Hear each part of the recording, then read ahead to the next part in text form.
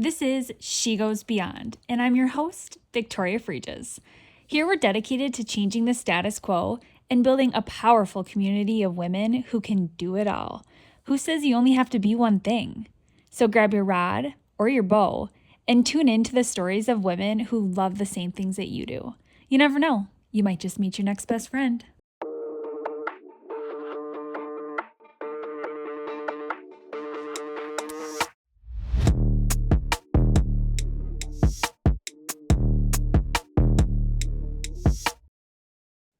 Here we go again, episode 2 with the one and only Jessie Baker.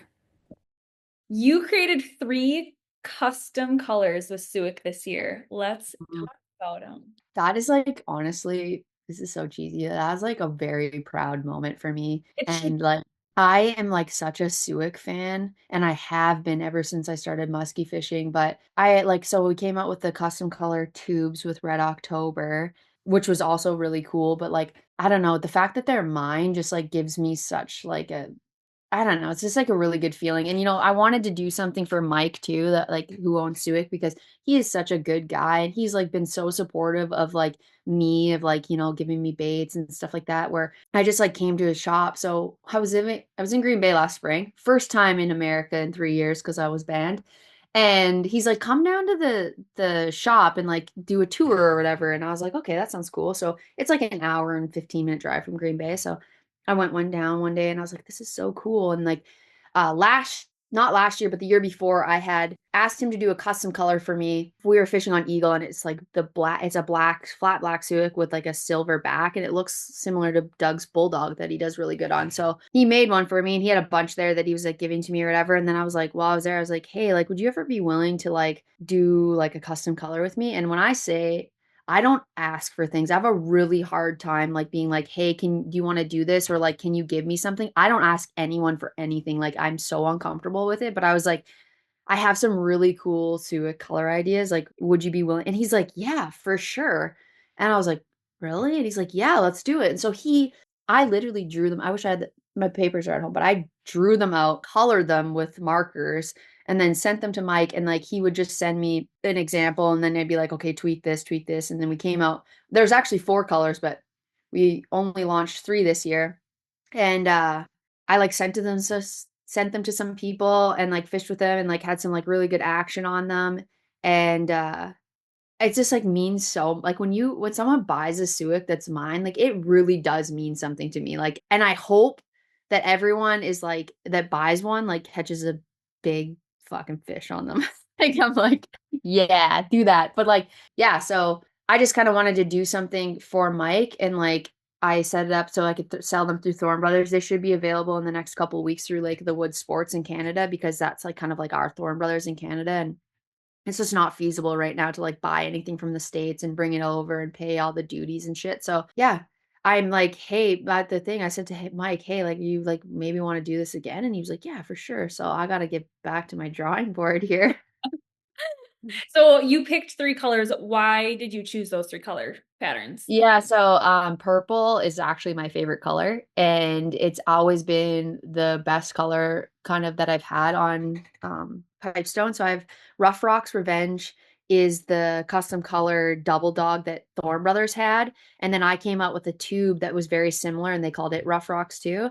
And so I was like, I was using Team Rhino's Ice Cisco, which was doing really good, but it's fairly white and gold, not a lot of purple. So I basically tweaked mine to have like a lot of purple. It has like a purple belly. So it's like, muskies eat up, right? So it's like, do they actually see anything other than the top?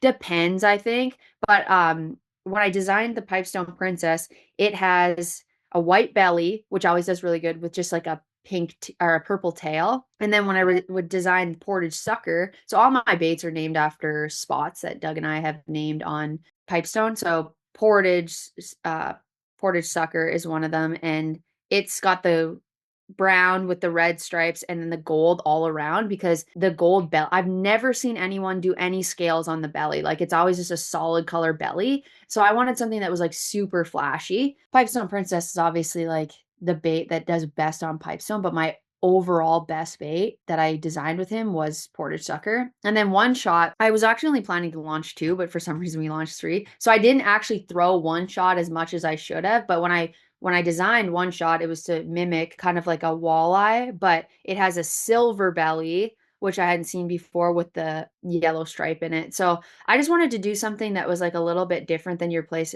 Like the one that I designed for Eagle is all black. So when you look at the bottom, it's all black. It's going to catch fish, right? So I was like, I want to do something that's different. My best bait, my best Suick on Lake of the Woods is bronze perch. And like I said to Mike this year, I said, I'm going to design something specifically for Lake of the Woods because I need to, like, that bait's caught so many fish, but like, there's got to be another one. So, I don't know. I'm gonna like I'm pretty good friends with Dick Pearson now. I helped him like launch his book when he came out with it, and like I think I manifested that because I've been like a huge Dick Pearson fan for like a really long time. And I hope, I don't know if it'll actually come true, but I'm hoping that he will help me come up with a color because he is like the legendary Suick operator. So, and he fishes Lake of the Woods. So hopefully I can do it this year. But yeah, all of them, all of my Suicks I designed had a purpose. They all work on my lake, but they also all work on stained water as well. So, Rock on. That's sweet. yeah. We talked a little bit ago about how you do enjoy a good like walleye, lake trout, bass fishing day. I like to think that that's maybe a little bit just to piss Doug off, but can you tell us more about why you like fishing those other Doug species? actually secretly really loves lake trout. Does he?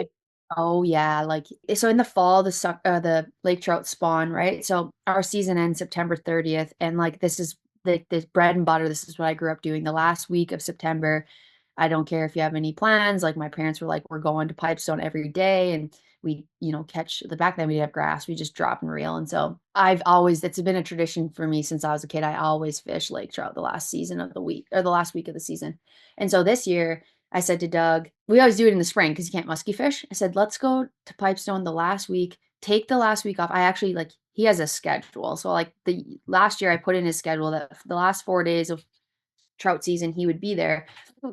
We're getting close to trout season. It's like 2 weeks before, and he's like gonna cancel, right? He's like, oh, so and so my customer wants to go fishing and like they're biting on Lake of the Woods. And like I was like really upset. And so I like kind of manipulated him, but I was like, listen, like this is if you cancel this, we're done.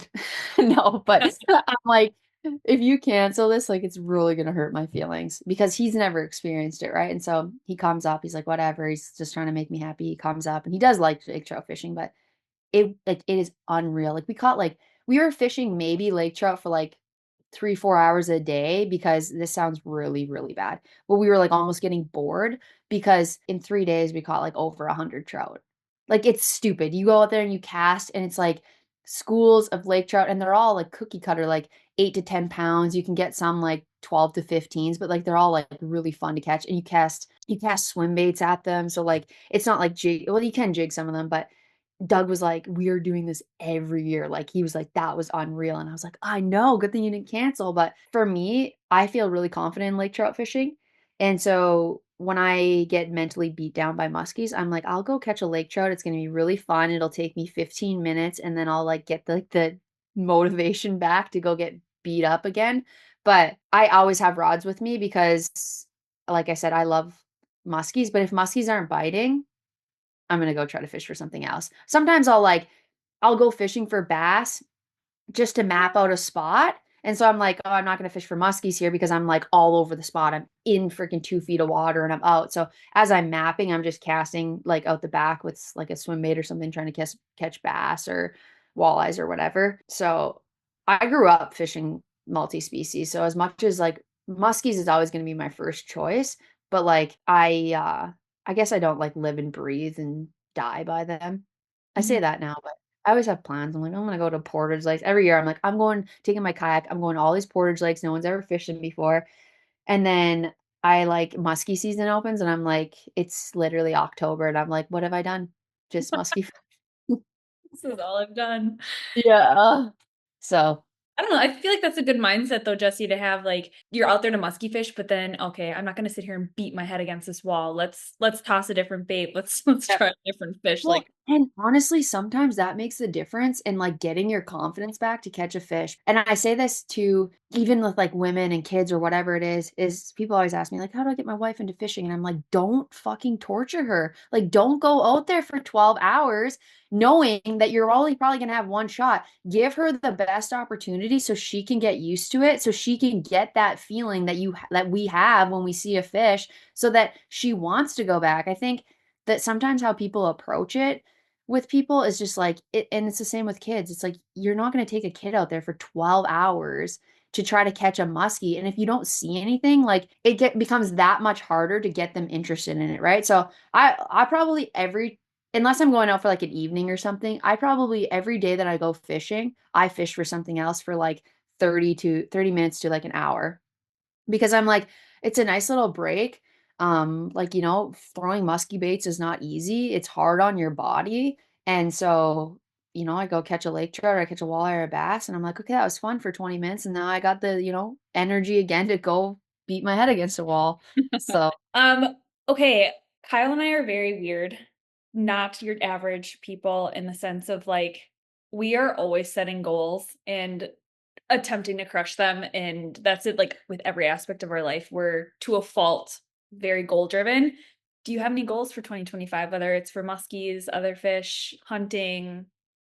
well, I do have some hunting goals. Fishing wise, I actually haven't really thought about it. So I'm kind of like the opposite. And like, not that actually goals is a good way to say it, because I think about expectations. And so for a couple years, I put like expectations on myself of what I needed to do, right? So I caught, 2 years ago, I caught like 63 fish in a season. And I was like, okay, now I got to catch 80. And then I didn't get to 80. And so in my head, I was like, I failed. But then I was like, okay, I can't think of it that way because I caught more than 63. So every year I just set a goal to just do something better in one aspect of fishing, whether it's finding new spots. I always have a goal to find new spots or try a new lake or something like that. And then I've had a goal. Sounds funny. A lot of people probably don't know this. I've been fishing pipestone for muskies for 11 years. Until last season, I had never caught a 50 incher there. And I've had multiple encounters with 50 inchers, lost them. It's like seems like guests are catching them every week, except for me, who's out there grinding. But I've caught like probably over a dozen 49.5 inch muskies. Like it was like I was cursed with that number. And so this year, it's always been a goal of mine to catch a 50 incher. This year I actually caught it. So next year I would like to catch a 50 incher on Lake of the Woods. And I would just really like to I always like to try a new bait, something that's different out of my comfort zone. This year I would really like to fish top water a lot more. It's one thing that I don't fish a lot, mainly because I fish alone. It's like not the one you would put on when you're fishing by yourself. But talking to a few other people, it's like people go through spots with bucktails and don't have any action. And then another guy was like, hey, like I just went through my spot with a bucktail, didn't catch anything. I went back through, literally just turned around, went back through with the top water and caught two. And I was like, okay, so that's on my bucket list to do this year, to obviously fish more species. But I just got a new bow this year. I've never killed anything with my bow. And so it's my number one goal overall is to shoot a buck this year with my bow. So I'm just got my bow set up like a couple weeks ago, and then I'm gonna shoot it a bunch, get like really confident. So I'm like a self-taught bow hunter as well. I like Doug got into it. He was into it like when he was a kid. Then he went on this trip in 2020, 2019, missed a really big buck, and like I went to moose camp and stuff with my dad when I was a kid, but I didn't like hunt deer. And so I was like, that sounds really fun. Like that sounds like an adrenaline rush that I want to like be a part of. And so I was like, I want to get a bow. And he's like, okay. So I bought a bow off Facebook Marketplace, never got it fitted. I don't know what my draw length is, don't know any of this shit, right? So I'm just like, I'm fucking shoot this bow. Feels good, feels right. I'm hitting the target. I'm doing pretty good. So then we go shed hunting with the Crush TV, like Lee and Tiffany Lukoski this year. And this is so embarrassing. Lee Lukoski, who's an absolute legend, is like, what's your draw length? And I'm like, oh yeah, like I'm a Facebook like hillbilly hunter. Like I don't actually know anything. And he's, oh, we're gonna get you set up here. So it like he's like teaching me basically like I can shoot a bow good, but he's like teaching me, form and all this stuff. So I feel like pretty good, and I have a lot of opportunities to hunt some really cool places that I'm like I've just been very specific. So I hunted in 2020 when I was during the pandemic. I hunted 30 days straight in a tree stand, never left the tree stand. Every day I was in the tree stand. And I should have shot this like 3-year-old 8 point that walked by. And it's not in my head that I was like, I want to kill something big because I want it, like it's an ego thing for me. It's like I felt bad killing a deer that was under 4 years old because I was like, it hasn't even lived yet, which is so sad. But I'm like, I had two target bucks on my camera and I was so fixated on those target bucks, which is like musky fishing, right? I'm like, if I know where a 50 incher is, I'm going back and back and back and back every good time. And I'm going to catch that fish, which is, I was like, I'm going to kill one of these deer.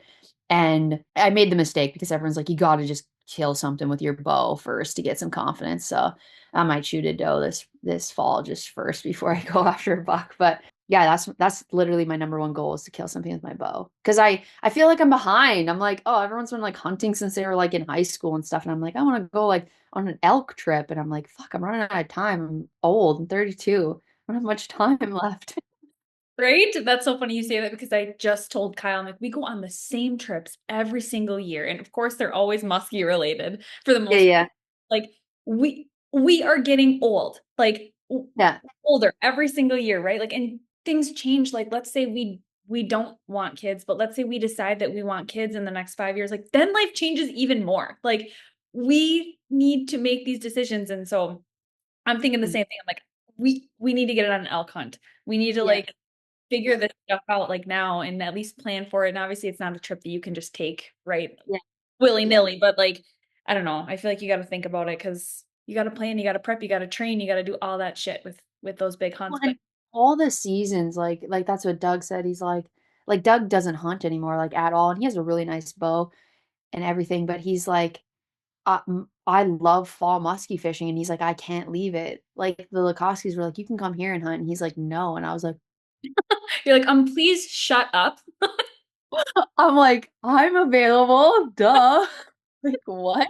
Oh, I But don't know this guy. Sorry. yeah, he's like he is obsessed with musky fishing. Like it is like his do or die. And like I think it's because he's like a master at it. Like he's like, and not to say that he doesn't like knows everything because he's always like, I need to be better. And I'm like, how much fucking better can you get? Like Jesus Christ, you just caught like 18 fish in a week. Like I'm over here like on my friggin' second follow.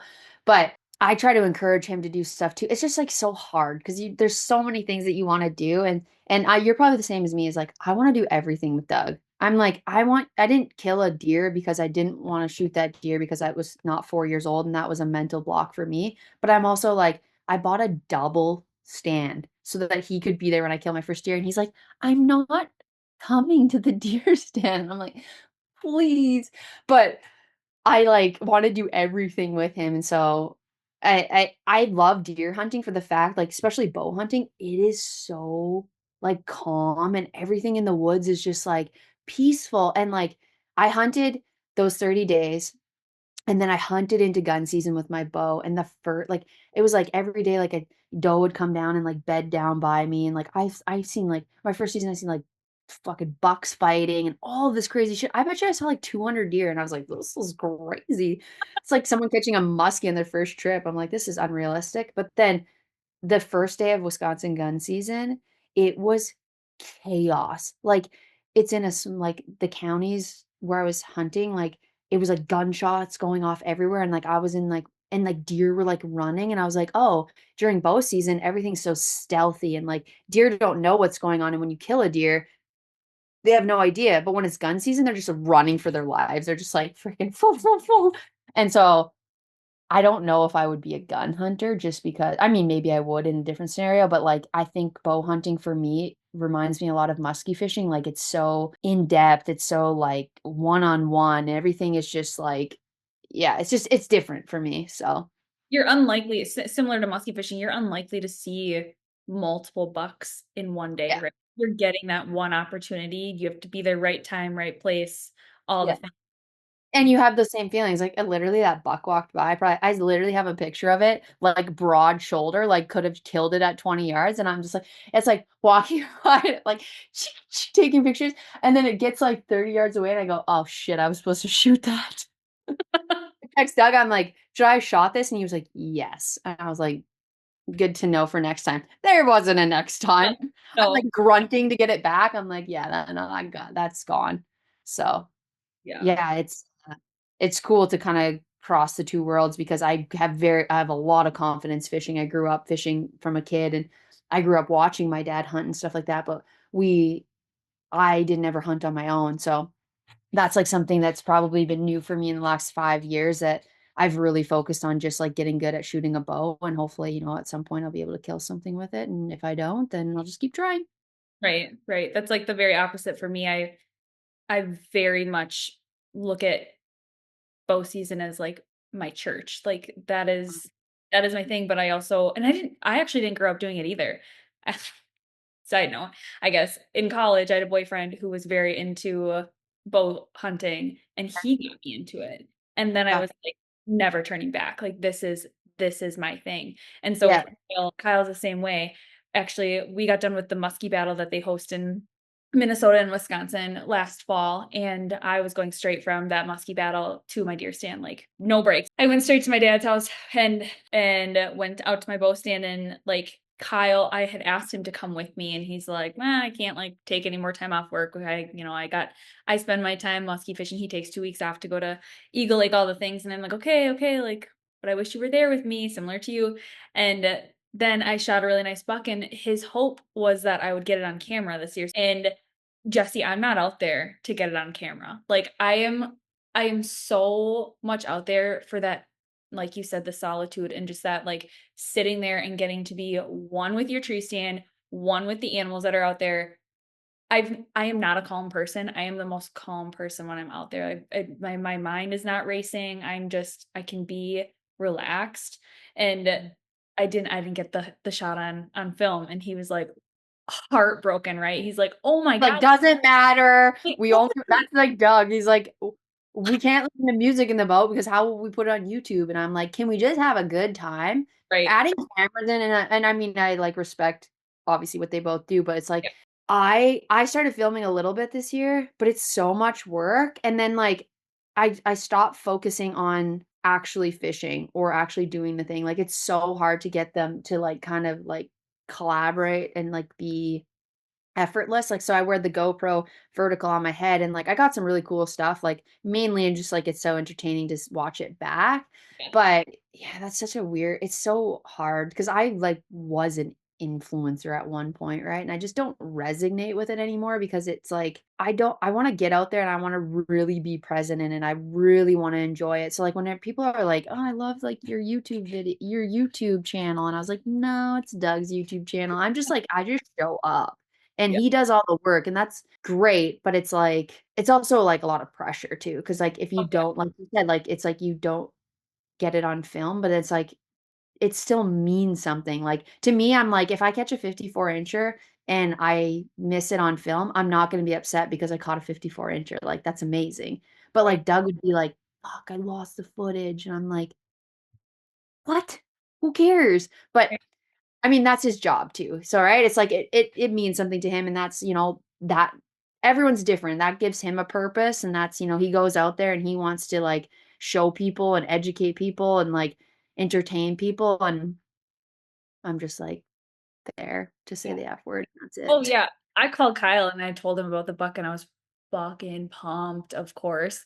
Yeah. And what made the story so cool is that I saw this buck walk through my food plot, and at like 1:30 in the afternoon or something, I finished my workday and I'm like, I gotta get out there because the way our property is set up, I knew he was walking into the land. So I knew that he was probably like running a scrape line or something, like he was doing something Mhm. like that. Like, I gotta get out there because there's a good chance he comes back through tonight. Right. So I Yeah. get out there and like clockwork. And this isn't how he had been. Like, we have cameras out there. That's not what he was doing previously. Like, he wasn't passing through like that every time. But I was like, I just had this intuition. And I'm also someone who very much follows like how I feel. And I'm also very like, what's the word? Like whatever, doesn't matter. Anyway, so this buck walks back through. I shoot it. I'm freaking just pumped. He ended up actually like there was a buck fawn on the food plot and he kind of chased him off. And then he got like 30-ish yards away and he was still moving. Like, he moved this entire time. So I had to take a shot. I did not have a choice. Like if I wanted this deer, like I had to take my shot. and he was broadside, like I had a good shot. Um, and made a good shot, made a good kill. I watched him fall. Like it was so great. And then I called Kyle and the first thing out of his mouth was, "Did you get it on camera?" And I'm like, "I didn't. I didn't." And he's like, "Oh," like, upset because like, of Yeah. he's also someone that just, like, wants to have it on film, like, regardless of the YouTube channel, like, we do Yeah. like, love watching this stuff back and, like, making the Yeah. memories and stuff, and trust me, I was pissed at myself too, but also, I saw this deer on camera, I'm like, "I gotta get out there." I ran out to the stand, I didn't bring all my camera gear, and I'm like in the same breath, I was kinda like, "What are the odds this deer comes back?" Like, I'm Yeah, probably yeah, yeah. Yeah. and then sure shit, I obviously shoot him, and then I'm like, "That it's okay." Like, yeah, it sucks, but it's like this that's why I'm out there. I'm out there to hunt and to make the memories and fill the freezer and all those things. I'm not out there to make sure that it's on camera. Right, and I mean, sometimes it like when it aligns, great because like we feel the same way. Well, I do feel the same way. It's like I love watching it back, and like when you catch a fish, you're like, what even happened? I don't even remember. Did it eat in the first turn? Like you black out. So then watching it back, you're like, oh, that's so cool to see. But it doesn't always work out like that. Like cameras don't work, or they shut off, or they die, or whatever. And I actually just said stop filming myself because every time I watch it back, I'm like, fuck am I doing? I'm like on the other side of the boat. I'm like caught in like my netting. I'm just like, I don't know what's going on, but it's like it's entertaining to watch back. And then I'm like, oh, I really do talk to myself a lot. I should probably like start like hanging out with some people because been in the dark for a little too long. But NetBuddy. Products that are innovative, allow any angler to be self sufficient on the water, assist with resource preservation, and help keep your expensive gear safe. Matt's Muskie Buddy is arguably the most innovative tool to hit the muskie industry in the last 10 years. Whether it's a track, rail, or transom mount your boat requires, the Muskie Buddy secures your net to the side of your boat after a muskie or other large fish species is caught, keeping the fish in the water while you grab your release tools, get your bump board ready, and camera. Talk about peace of mind. Knowing your trophy is less stressed and ready to release to grow even bigger, you can attach the Muskie Buddy to any net and any boat. However, if you really feel like diving in, grab the Muskie Buddy net, which has the Muskie Buddy puck integrated into the yoke. This net uses the highest grade aluminum available in the muskie net market and has been designed with a thoughtful and heavy duty design to ensure it can keep your trophy secure for years to come. This net is available in 2 sizes and features a coated 45-inch deep bag to help keep your trophy in the water regardless of the boat you own. If muskies aren't your thing, check out their neoprene rod, graph, and transducer covers to help keep your investments safe. Regardless of your fish species flavor, you can help support innovation, resource preservation, and quality products by checking out their website at thenetbuddy.com. yeah, no, I mean I mean, and now it's a cool story for you that you can tell, right? So Yeah, sharing exactly. stories, regardless of whether or not someone gets to see them, still has an impact of like your excitement for it and all of that. So Yeah, it's a story at the end of the day. 100%, 100%. And it's all about like, the moment that you got to be at and get to remember forever. Right. Okay, one last main question. Okay, wait. First I have one question. That shouldn't take long. You are always barefoot in the boat. Dear God, are you ever worried that you're gonna get a hook in your foot? Like, what are you doing? I'm always barefoot. Literally, like when the summertime, even when in like spring now, like I'll walk around barefoot all the time. I hate shoes that make my feet feel uncomfortable, but I have never, don't have any wood to knock on, so this is cardboard, that'll work. Knock on wood, never got a hook in my foot. I've had lots of hooks in my hands, but I keep my boat pretty organized. I hang all my baits at the back. I keep it like I do that not necessarily because of my feet. I do that because I'm the only person in the boat netting this fish, and if I have baits and shit everywhere, it just gets a little chaotic. Yeah. But yeah, even in the front of the boat, I don't know, like, I hate shoes. It's, like, nothing even to do with, like, fishing, I just, like, hate shoes. Like, Doug's like, "Wow, you're so Canadian." I'm, like, walking out to the woods yesterday, and it's, like, ice, and I'm just, like, in bare feet, and my in-laws are like, "What the hell?" And I'm like, "This feels good for me." But, I got really bad, tough feet because 'cause I've been walking on rocks my whole life. But, yeah, Right. barefoot all the time. I love it. Good to know the background. Yeah. Okay, I want to get into one last main big conversation about the business that you own, and that's Out There Social. Tell us, you went to school with a psychology degree. You have guided Muskies. Tell us how you got to be like a social media marketing person. Yeah. Yeah, so like I had said this kind of earlier, is I've kind of just like done everything. So I'm like a grinder in a sense. My parents have both been entrepreneurs pretty much my whole life. And when I went to school, because I'm empathetic, I really did want to help people and I still want to help people. That's just like what I want to do. So I went to school to actually majored in history and sociology with a minor in special ed. I was going to be a special ed teacher. And then I just, the last couple years, it wasn't feeling right. And so I actually had to switch a bunch of classes and double minor in psychology so that I could go to get a master's degree in educational psychology with my plan of getting my doctorate eventually to be a therapist. That's what I wanted to do. And then I, my master's thesis was like so incredibly different or difficult. Like I like to think that I'm a smart person, but like it was just a lot for me to like write it and get through it. And so I did it on like polyvictimization of like kids, which was really sad to like study. So I'd go into this career and, like our career is like basically talking people off of like roofs, like suicidal people and stuff like that. And they're kids, they're 12 to 17-year-old at-risk boys. And like backstory, I am a 12 to 24-year-old at-risk girl. I was like the baddest of the baddest. Like my parents like almost like had me in juvie and stuff like that. Like I've just always just done whatever the hell I wanted to do.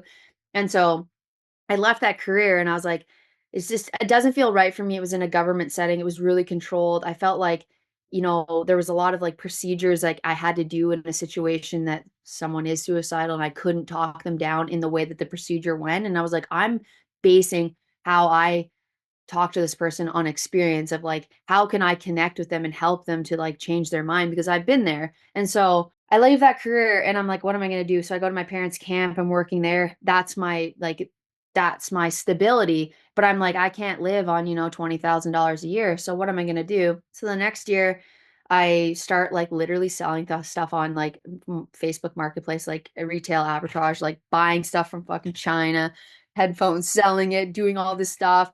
I did like some affiliate marketing. Then I started as a freelancer doing, my mom's a graphic designer. She did that for a living. She made signs. We call them decals. You guys call them decals. Oh, I did not know And there was a language difference there. yes, yeah, everyone's like, what do you mean? What are decals? And I'm like, the things that you put on signs. So my mom's a graphic designer, so she's super creative and I always like really like doing that kind of stuff. And so I started as a freelancer, just like working for a company. They would hire me to do graphic design and then like social media posting and like come up with campaigns if someone was running something. I think I was on Fiverr for a little bit and then I worked with a company. And then I was like, okay, I love social media. I absolutely hate being an influencer. It's not natural for me to like push things onto people. And so like if you ever see me posting, like it's very organic. I'm just like wearing stuff that I like to wear, fishing with stuff that I like to fish with. None of it's paid, none of it's sponsored. And so I was like, okay, I can't make money as a social media influencer because it's not my character.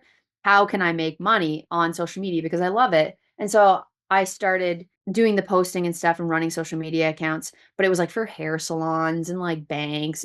I still actually do one grocery store, but I was like, I'm just not inspired by banks. And so I launched my company in 2022 and I decided I was going to only advertise to hunting and fishing communities. I've been in the resort business for 14 years. Like I know the ins and out of like how to advertise, how to market to these people, who the clientele is. And so that was my idea, is to basically advertise to fishing resorts. And for some reason it just like turned into like fishing tackle companies and influencers like wanting my help and stuff like that. And so my business when I started in 2022 was just me. And then today I have 4 people that work under me, like, or work with me. We're a team. And I do everything from like website design, SEO, Google ads, meta ads, account management, marketing strategies, all of that kind of stuff. And I absolutely love it. Like I've done so many things in my life, and not to say that I don't have stressful days because I definitely still do, but like there's times in my life where I was like, why am I doing this? I do not love to do this. Like I go to bed stressed, all of this stuff. And then I was like, like the first year that I ran this business, I woke up every day and I was like, I absolutely love doing this.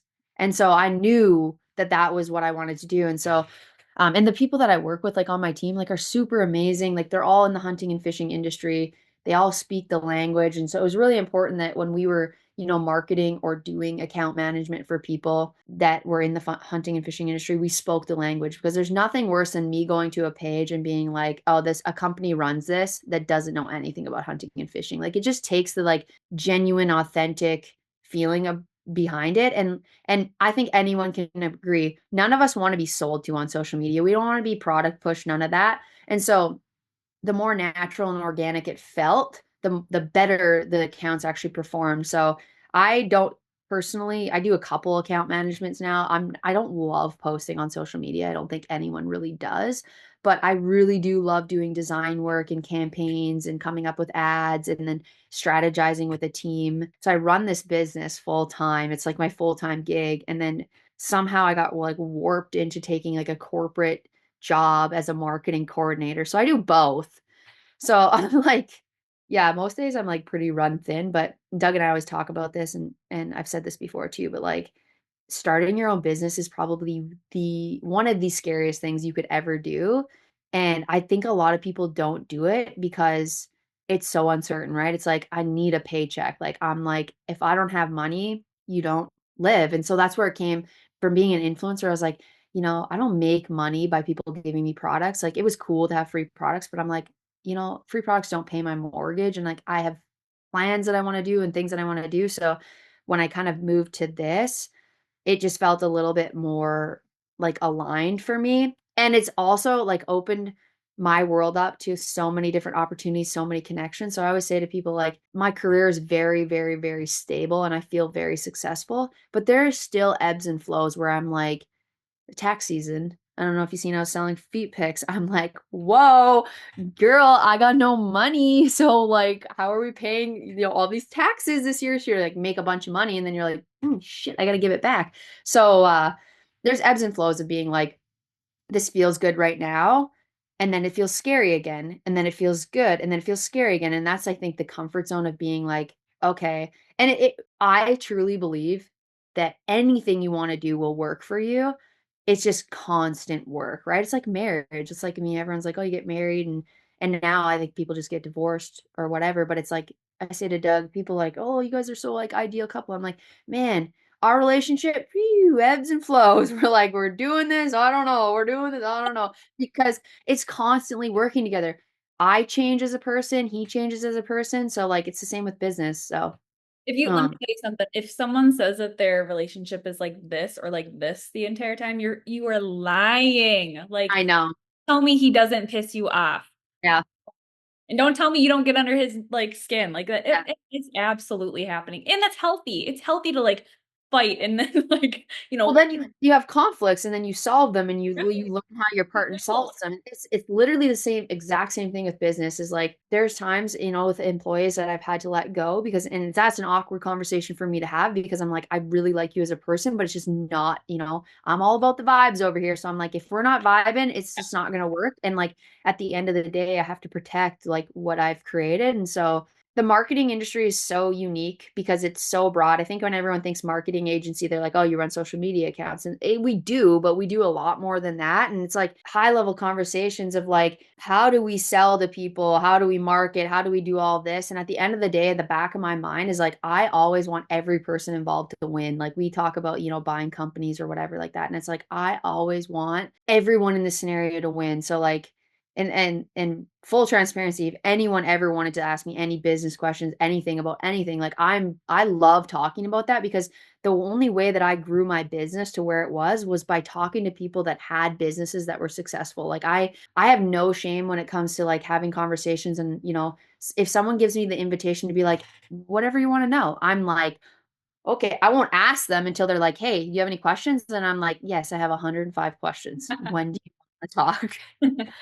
And it's also like marketing for me was kind of like an easy transition because I was already in this industry of like hunting and fishing. And so like I am to this day like humbled by the opportunities it's brought me, and like even like, connections with Doug. Like, did I ever think that I would be shed hunting at Lee and Tiffany Lugoski's house? Not in a million years. But like those, and I get there and I'm like, these people are just like genuine normal people, but like to me they're celebrities, right?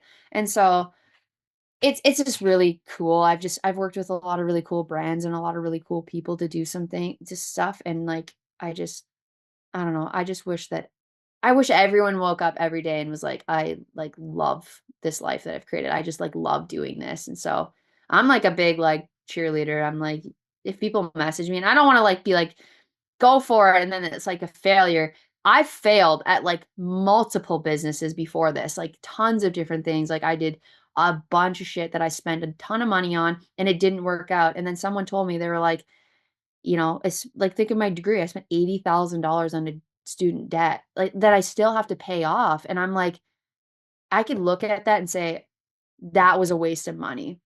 Or I could look at it and say, I learned a lot during that opportunity. It's just like every business that I've invested in that didn't actually work out, I'm like, it's all led me to this. It's like I had to fail to learn something. And if it costs you $10,000, it's a cheap education because I paid $80,000 from one that I don't even use. So, Right. Yeah, there's something to be said too about just like if you're going to jump, if you're going to make that jump, you want to start your own business or whatever, put your heart into it.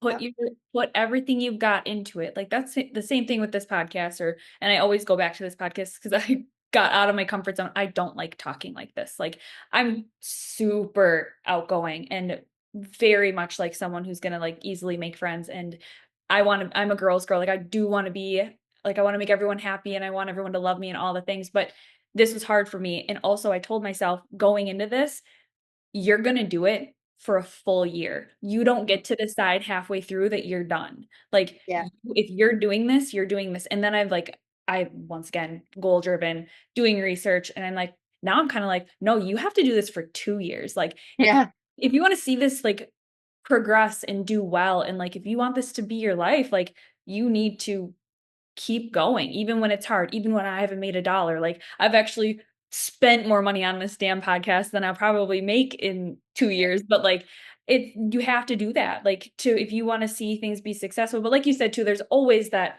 ebb and flow and you're gonna fail. And then, you just decide what you want to do next then. Well, and you don't, and the cool thing about it is like the opportunities is where I find like I don't so someone always said like how do you evaluate like your success? Like what is success to you? And before, probably when I was in my early 20s, success to me was having money. That meant a lot to me.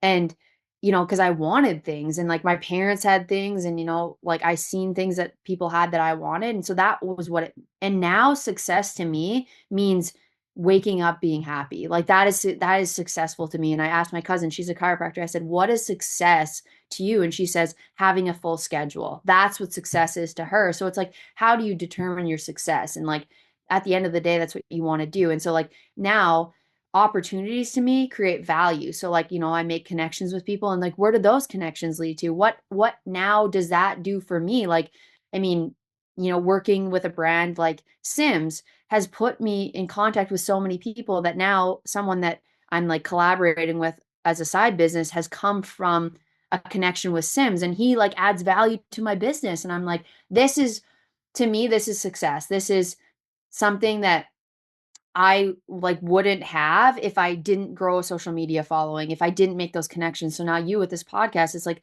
look at how many people you're going to be able to talk to. And maybe they're like, hey, I have an opportunity for you, or do you want to do this? And then that's just how it grows. It's just like, I think, and it's all perspective. Like a lot of people look at it and maybe, some people won't agree with it.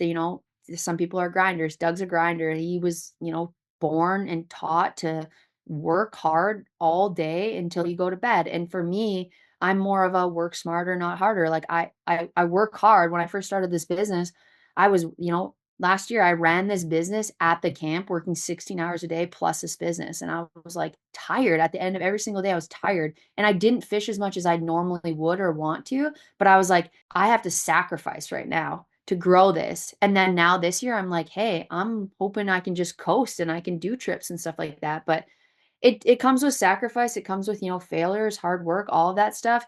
I wouldn't say, go out and quit your job. Like when I started, I was literally like, Doug's like, remember when you were like selling like, guys, I was selling Christmas trees on Facebook Marketplace and I was making like 50% like more. And so I was like, you just do what you got to do to make money to, chase your dreams. That's all. That's how our relationships has been. And like, hopefully you can find a partner that's, supportive in the sense that like, relationships aren't always 50-50. Sometimes they're 90-10, sometimes they're 70-30, whatever it is. So I just, I could go on about how I like, chasing your dreams is so important. But the reality is everyone won't. Not everyone will, and not everyone, it's not because maybe they don't have the courage. It's just they don't maybe see the vision or they like being comfortable, and that's fine.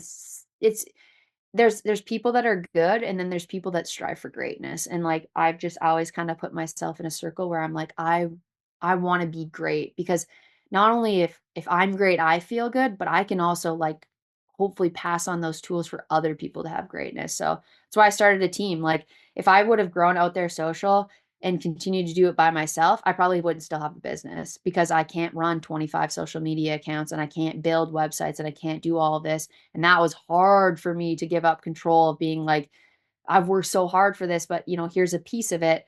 But now I'm like, look at the opportunities they're bringing to me. Look at how creative they are. So I mean, I feel really lucky. I hope, well, I feel really grateful. And not to say that I haven't worked hard, but it's just every day, like I'm so humbled. And I say this because I've faced so many struggles in my life. Like losing my dad was huge for me. I was like at a lowest of lows. And then before that, I was on the highest of highs. I'm filming on The Bachelor on a freaking TV show, and I'm like, what the hell is this world? And then it crashes down, and then I'm up, and then I have health problems, and it crashes down again, and I'm like, every time I'm at a low, I'm like, good God, like my life could not be any worse. But then I'm like in a scenario where I'm like, wow, if I can experience lows this low, look at the highs I can experience. So I'm all a perspective person, whatever the perspective you have is. And hopefully, me posting, the only reason I post on social media now is like not to make money or to do anything. I'm just like, I just want, like, I share my life and sometimes people find it entertaining, but I also like looking at other people's lives. I'm like, what's so and so doing? Right? No, I know. So, I love social media. I seriously, I think that it's a great opportunity, one, to meet people, to watch people, all the things like your learn. cats. Like I can't. It's one of my favorite things to like watch and see you post Yeah. those damn cats. Oh yeah, they're my life. They're literally my life. I have my one's literally scratching under the door right now. But uh yeah, I think at the thing about social media is like you have an opportunity to be just who you are and for people to see that. And like that's all. I think there was like a quote that's like it's not about being noticed, it's about being seen. And that's what it's always been about for me is like I didn't want people to be like, oh, that's Jessie Baker, like she's, Sims and Sims commercial or whatever. It's like, oh, that's Jessie Baker, like she's a cool person, like she looks really down to earth. I'm like, yeah, that like at the end of the day, I wanted to be seen exactly for who I am, not for the things that I've done and stuff like that. So Yeah. just hope everyone's happy and healthy and doing good. That's just like your tagline. Yeah, I love pretty it. much. Well, with that, can you do you have any tips that you can offer people who are like trying to grow their social media or like what you should or shouldn't be doing on a platform that, you're trying to be like your authentic self? Like what else, what should people be doing? Yeah, this is a really hard time, honestly, to be a social media influencer or doing something like that. Like, I think everyone wants to be a social media influencer because at first they're like, okay, that's my in, that's the easiest way to do it. But there's a lot of different things when it comes to social media that you can do and like, working with brands and stuff like that. So, like, my biggest advice would be put yourself out there in a sense of like making connections with people and like that like what I just said is those connections lead to other connections that lead to other connections and then you're end up somewhere and you're like I can't even believe I'm here. I mean, I'm a very genuine authentic person. Anyone can, build a social media the way that they want it, but at the end of the day is when you show up to a brand or you show up to a brand shoot or whatever, you're going to have to be that person that you've portrayed on social media. So just at the end of the day, think of that. And I try my best to like comment on other people's stuffs too, because I think that the community is so important and like people give me so much support, and like the people that support me, I always 100% want to support back. Like there's this like guy, Kyle Scruggs. He's been literally liking and sharing all of our stuff. We know him personally now of Doug's, and he's such a nice guy. And like, I'm just gonna send you a Suick. Like he always like shares all my shit, and I'm like, I just appreciate that so much. And like I want people to feel the same. So if you want to, I don't like to say be somebody, but if you want to enter the social media world and you want to be seen, just remember that like that support that you receive has to be reciprocated back. So that's pretty much all I would say. Yeah, I think Or that's a great thing hire to say. my agency and we'll help you out. Yeah.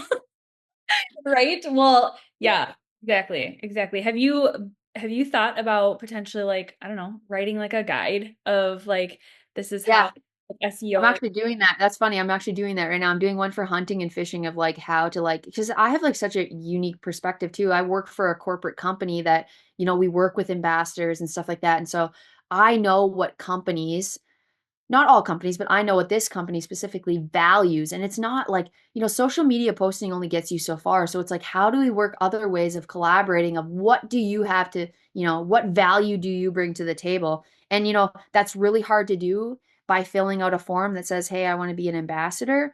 So on our form that we did now, we just put like any additional thing that you want to add. And that's an opportunity for you to sell me. I want to hear that you're passionate about this company, why you're passionate about it, what you envision, and like what, like essentially, like how it intertwines with like the message that you're trying to give.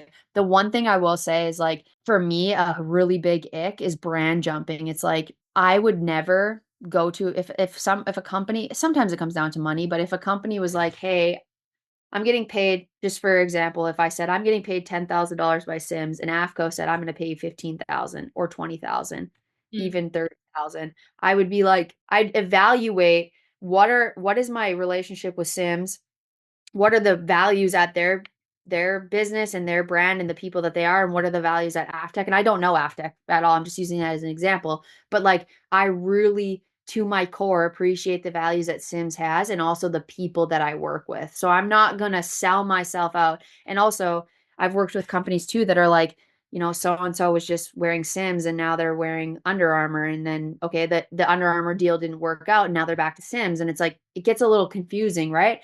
If it's confusing to you, it's confusing to your audience. Yeah. So, I mean, do at the end of the day, you have to do what's best for you at the end of the day. Like everything that we, do to make money is a business. But I think if you really stick it out, depending on, brand quality, people that are there, it leads to something. So that's what I would say. But yeah, I'm coming out with a guide that basically will just tell you what a corporate company is going to look at evaluating. I don't look at numbers. Someone's like, oh, I have 50,000 followers. And I'm like, great. Or I have 10,000 followers. Great. Or I have 2,000 followers. Great. To me, that doesn't mean as much. It means, okay, 50,000 people follow your account. No one's reaching their full potential of accounts. No one's has 50,000 followers and reaches 50,000 people.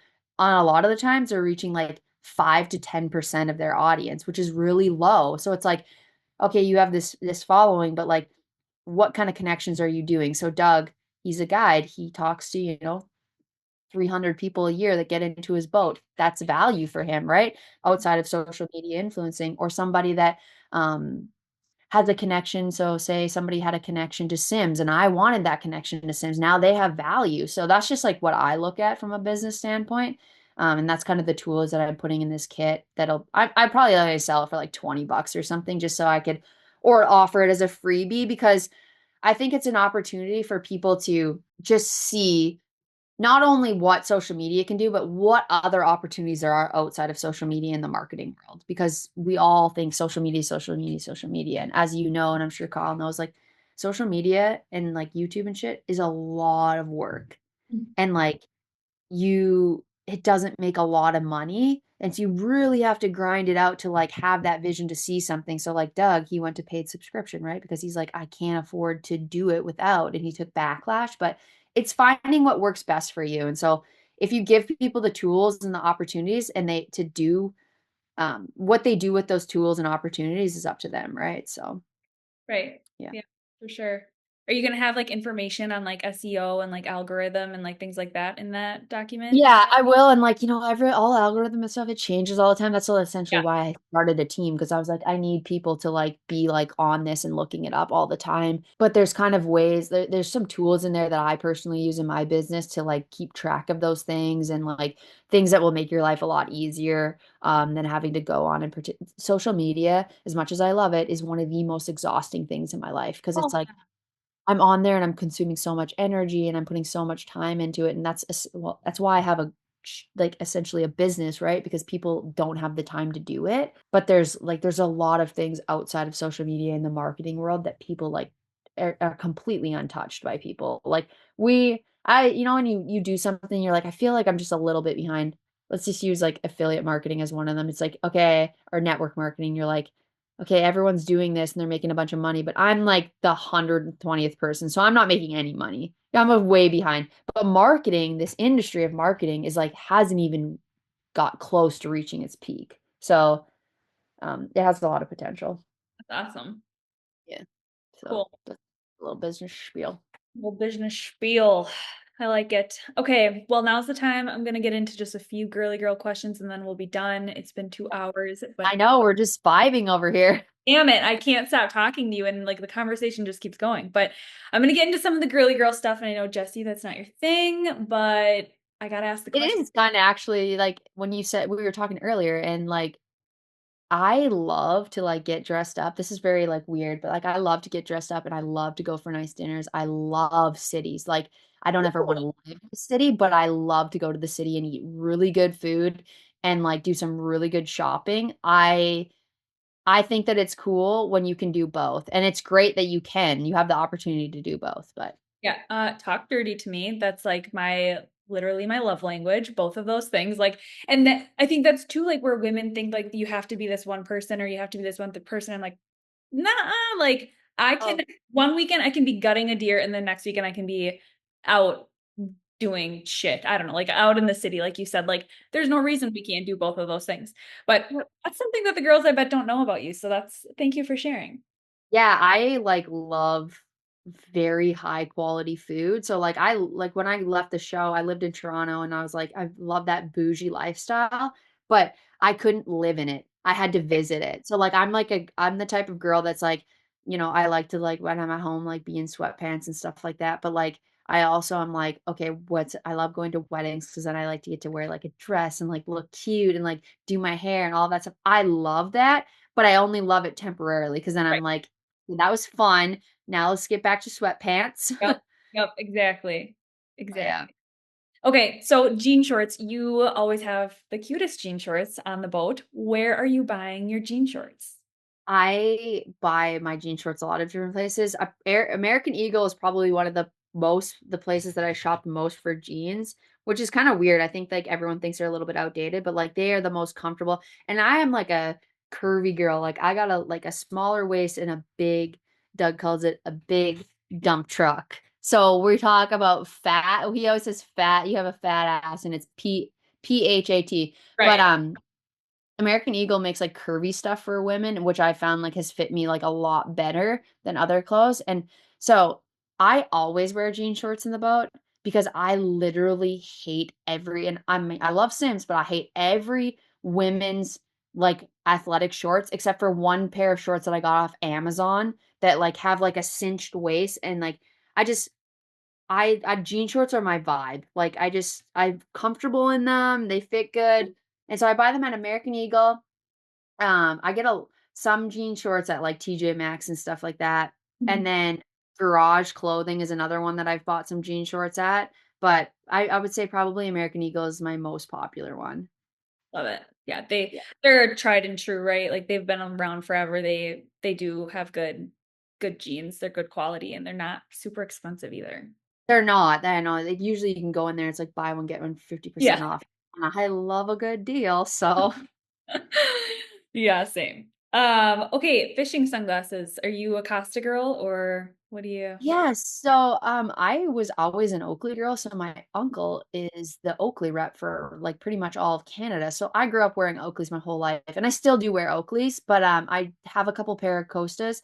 The so my Oakleys are plastic, the lenses are plastic, whereas my Costas are glass. They're a little bit heavier. So I go back and forth depending on like how it feels on my face. But the one thing I do love about Costas, and I don't know if Oakley offers them yet, but Costas has the low light glasses, which are like the yellow lenses, or they're like maybe brown or something. Anyways, when it's cloudy or like dreary out and you put those glasses on, it's like literally turning on the lights. Yeah. So Doug got me into those last year. He's like, you got to get a pair. And I think they've come out with some new styles because the ones I got were like not stylish at all. And like, I mean, I'm not like focused on looking good, but I don't want to look like a fucking slop tart out there. Like, I don't want to look dumb in my glasses. So like, that's important to me. I'm not going to be Yeah. wearing like the ones that are like the gas cans that are like real tight to the face. It's just not me. So yeah, I just ordered some new Costas, some low light lenses. Everyone should have them because it makes such a big difference. Like if you have polarized glasses on and it's dark out, it's just like black. Yeah. So I do both Costas and Oakleys. I'd say I probably have a good mix of both. Okay, cool. Yeah. Yeah. When Kyle, the first year that I was in Canada, I don't think I had good glasses. And then the second year, he's like, you can't go back if you don't have good glasses. So then he bought me a pair of Costas. And then when he asked me which ones I wanted, same thing. I'm like, the hell if I'm going out there with these lime green Yeah. freaking height to my face. It's not happening. I'm not doing it. I'll be blind. I just won't wear Yeah. them. I just won't So catch it. I sent him the ones that I wanted, which were like kind of more square. They're brown, super like they look nice, whatever. They're not the best. Like for musky fishing, they're not the best. So now I need to get a better pair, but I don't know. So the Oakleys that I wear are Holbrooks. I think they're yeah, they're Holbrooks. And then the Costas I wear, I'd have to look, but they're more like square, like they're more like stylish. Like so you do Yeah. get some sunlight in on your like that's why because I was like to Doug, I'm like, why do you guys have raccoon eyes? And like I see other people with raccoon eyes, and I'm like, I never have them. And I'm like, he's out like I'm outside all summer, like whether I'm fishing or not, like at the resort, like we are outside all day in the sun. And so like my legs are black because I just wear shorts all the time. And then I'm like, I'm not getting this raccoon can. I don't want the raccoon can, but I'm like, why am I not getting it? And he's like, because you get sun in. So like it doesn't to me, it doesn't really affect my fishing. But that's why people wear them like so tight to their faces because they're trying to block out all the sun. I'm not trying to like block out all the sun if it's gonna like make me look stupid. So Yeah, same. I'll send you what one. I think that I can't remember what my coastal ones are, but the Holbrook Oakley ones I really do like. I wear them like just like every day. Yeah. And Yeah. like I just get a couple different color lenses and like you could actually buy replacement lenses that you can pop out. So like after a year, I think they're like $40. You could just buy new lenses and pop them in if you're like I think I got like purple and blue and green and then I do have like some just like basic black ones. I got really cool glasses this year actually. They're Ray-Bans, polarized, and they're Meta. So like they're meant for like you can use them as headphones or whatever. Like they have built-in cameras. And so you just say, "Hey Meta, take a video." And so I'm going to be like getting a fish and I'll be like, "Hey Meta, take a video." They're unreal. I've never used them fishing, so I don't know what it's going to be like, but Doug's like, "Those are so stupid." And I was like, "Just you wait." So I That's wore them to what Mexico. Yeah, and they take videos and pictures and stuff like that. And so I'm really excited. My uncle Kurt, who is the Oakley rep who sells Ray-Ban as well, he was like, "You got to get these glasses." He's like, "They're gonna be so." He's not a fisherman. He's like, "These are gonna be so good for fishing." And I was like, "Cool."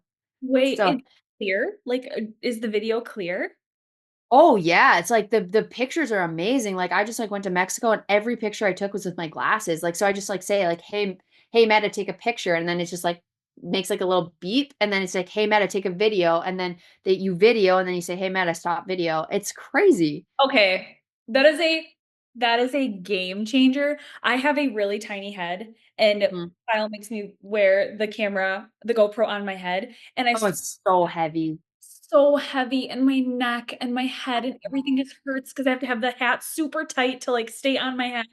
And how much are we talking with these things? I actually don't like I think they were like 350 maybe. Oh, Like they're not terrible. So that's but cheap. yeah, look them up. They're Ray-Ban Meta AI glasses. Or I Well, think but Ray-Ban Meta. And I think they just came out with some new styles too. These ones are just like your typical like square Ray-Bans like I would normally wear. But yeah, they're and they make them. I just ordered them actually in transparent lenses so that like I can use them as like blue light glasses. So like when I'm working, I can say, "Hey, Meta, write a report for me," and they do what I say. So I'm a big AI girl. Like I know a lot of people are turned off by AI, but like, hey, it's a really good tool if you use it. So Use it if you got it, right?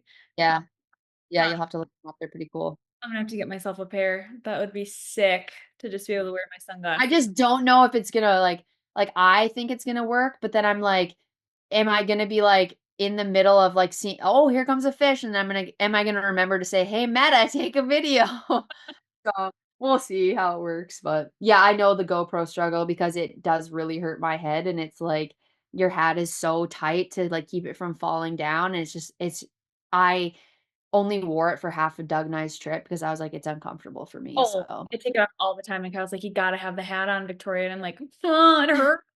But I'm tired. I don't want to. I don't want to. Yeah. Yeah. Anyways. Okay, last question. What are 3 products that you're using right now, whether it be in the kitchen, outside, fishing, whatever? 3 things you want the girls to know that you're using that you're like, I've been sleeping on this, or you guys have been probably sleeping on this. I don't even know if I have 3 products that people have been sleeping Okay, on. give us one. I'm like, well, so I'll say there's well, let me see. There's 2 things right now that have, like, a big significance on my life. One is, like, I just switched from coffee to matcha, so, like, I have a frother that's been, like, true like, very true to me, and I just ordered the Mountain Ops one because I saw it at the Muskies, and it's, like, a double frother, which is, like, legit because I drink matcha right now, so I'm not drinking coffee.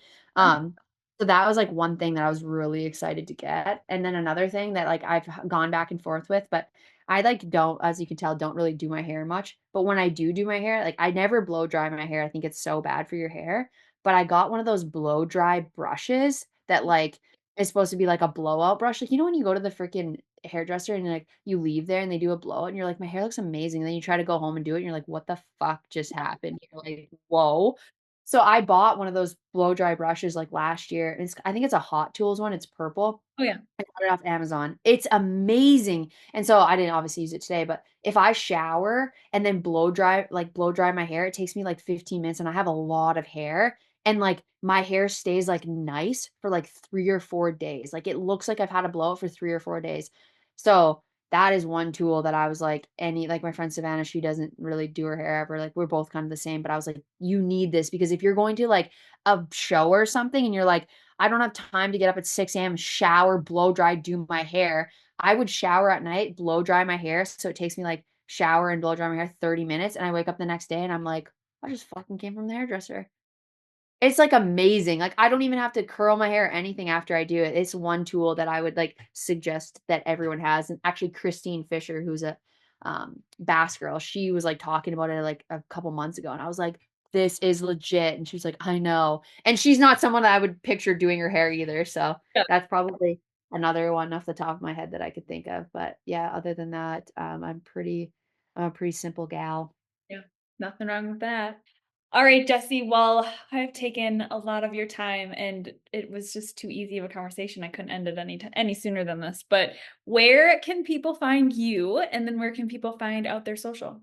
Yeah, so you can find me on social media, obviously on Instagram mainly. I do a little bit on Facebook for both out there social and my personal page. And then yeah, anytime anyone sees me in public, real life, or on the water, always feel free to say hi.